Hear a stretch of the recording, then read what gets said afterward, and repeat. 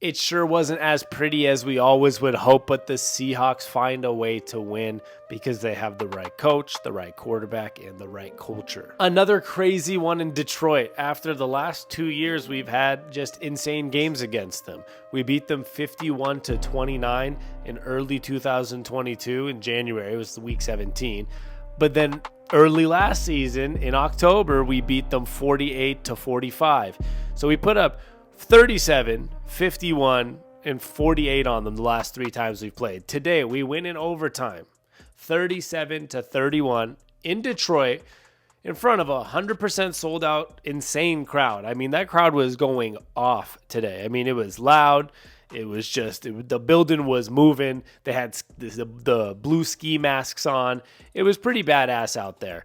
But the Seahawks just found a way. Oh, and speaking of the ski mask, Jarek Reed was live on Instagram after the game. He had one on himself. It looked like he took one from a fan or something. Now that's funny. And the Lockett W sunglasses, also pretty cool. Thinking about putting this on a t-shirt. So check out the link in the description for our shop, sonshop.com, and it might be up there by the end of the week. Woo! How good does it feel to win a football game when everybody was kind of giving up on this team already? I was saying it all week. The Seahawks are a good football team. They had a really bad game against the Rams. And one other thing that was important is maybe the Rams aren't as bad as we thought they were. They're actually tied 17-17 at halftime with the 49ers as I record this. So maybe they're just not that bad of a football team, having Matthew Stafford back. He's a good quarterback. Seahawks also just didn't play up to their standard. They, have a couple new guys on this team. They're missing their number 5 pick. The whole defensive line's a different defensive line. New safety out there playing. Offensive line has been moved around all the time. And then, you just need time and chemistry. But this week they figured it out. And despite having 2 offensive linemen missing in Charles Cross and Abraham Lucas, despite Evan Brown, the starting center, getting a little banged up in the middle of the game today, they were out there with 3 out of 5 backup offensive linemen, but they were making it work because they had a balanced offense. It wasn't super predictable. I know Kenneth Walker's stats don't jump off, the charts, 43 yards on 17 carries, but he was fighting off so many tackles and bouncing off bodies. They kept it balanced enough with 17 runs that they didn't just feel like the Seahawks offensive line was picking one way or other, like they got to be in pass protection or run block. I feel like they were balancing it enough where we were able to give the offensive linemen a little bit of a break with what we're doing. I mentioned Kenneth Walker, and I want to get into some other guys from today. Geno Smith. 32 of 41, 328 yards, 2 touchdowns, and no pick. Obviously, one really bad sack, the 17-yard sack, his only sack of the game. It was really bad back on the 5-yard line. But I think he was just trying to get the ball away, didn't work out, had to last minute just take the sack. But that's okay. He still had a 116.3 quarterback rating on ESPN. He played almost lights out. I mean, I can't really recall too many moments where I was saying, what's Geno Smith doing here? Bad throw, missed this. Last week was definitely more of a question mark. This week just looked good. So I'm proud of Geno Smith. I'm proud of the Seahawks team. Of course, proud of Tyler Lockett. If you were watching the game, you should know that DK Metcalf, even though he had 6 catches for 75 yards, he was out at one point in the game for a little bit in the first half. And Geno Smith had to spread this ball out. But outside of spreading the ball, he did have one guy, 10 targets, 8 catches for 59 yards, and 2 touchdowns for Tyler Lockett. It was only 7.4 yards per catch, but he had a big touchdown on that drag route that was just beautiful, and a touchdown to win the game in overtime. Can never complain about that. That was a beauty. Outside of that, it was a lot of spreading the ball around for Geno Smith. It was quite impressive. 6 catches, 75 yards for DK Metcalf. 8 catches, 59 yards for Tyler Lockett. 4 catches, 56 yards for Noah Fant. Colby Parkinson had 2 catches for 41 yards. Will Dissly had 3 catches for 35 yards. So all 3 tight ends got in there. Jackson Smith and Jigba had 5 catches for 34 yards. Zach Charbonnet, the backup running back, 2 catches, 14 yards. Kenneth Walker, 1 catch for 11 yards, and Jake Bobo actually got in there, 1 catch for 3 yards. It was good to see Bobo get a catch, though, because everyone's excited about Bobo. He almost had one last week on the flea flicker. He was wide open, but it didn't work out, but at least he got a catch. But Geno Smith was spreading the ball around. I mean, that was a beautiful quarterbacking performance.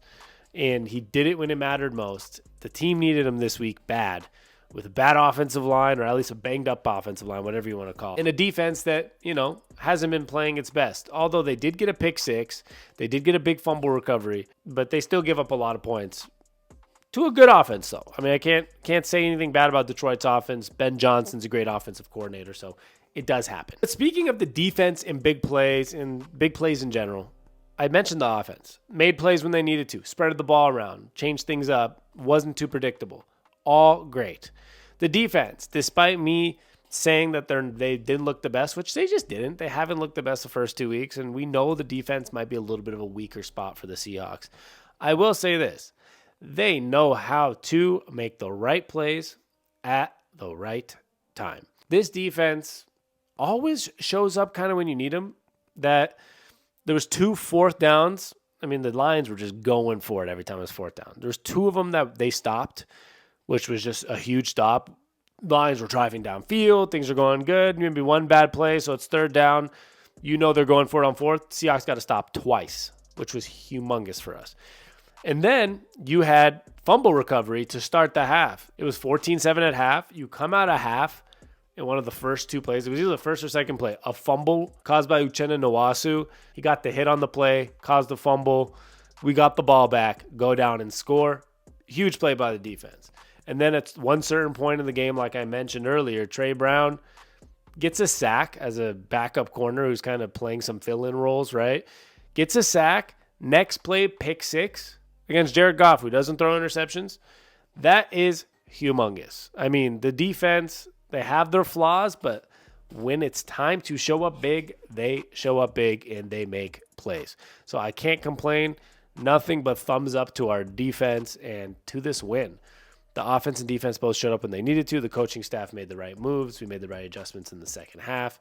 And you go out there, I mean, winning a coin toss is kind of lucky. So we won the coin toss in overtime, but scored on the first drive. Didn't settle, didn't play conservatively and settle for a field goal. We went out there and got the touchdown to win. And a lot of Lions fans are complaining about a hold on Aiden Hutchinson. I think it was Jay Curran that was on there. It might have looked like a hold. I'm not like a dishonest person, but whatever. They missed it. It happens. There were some bad calls both ways, as always. Refs are frustrating. I get it. We had a ridiculous call that almost flipped the game for us, which was the intentional grounding by Geno Smith. It was obviously just a miscue with him and the receiver. Really bad call. There was one on Devin Witherspoon on third down. Some people say it's obvious. Pete Carroll and Devin Witherspoon were not happy about it. They were freaking out to the refs. On and off. That's just how football works. Yeah, it's tough. If you're a Detroit Lions fans, you see that you feel like Aiden Hutchinson's getting held, but it didn't get called. If it was that obvious, it probably would have got called. And the Seahawks win. They made the right plays, right time, and I can be happier. This week, I will release something about the season moving forward, how the schedule is looking ahead, and what to expect for the next game. But I just kind of wanted to come on, rant, be excited, and just talk about the Seattle Seahawks. We need some improvements on defense. We'll talk about that later this week. Clean some things up, but overall, 1-1. We're back in it. We beat a good team. The Lions beat the Chiefs last week. Remember, like I said, the Rams right now, they're tied 17-17 with the 49ers at half. They're not a bad football team, so maybe it wasn't the worst loss in the world. Keep your heads up.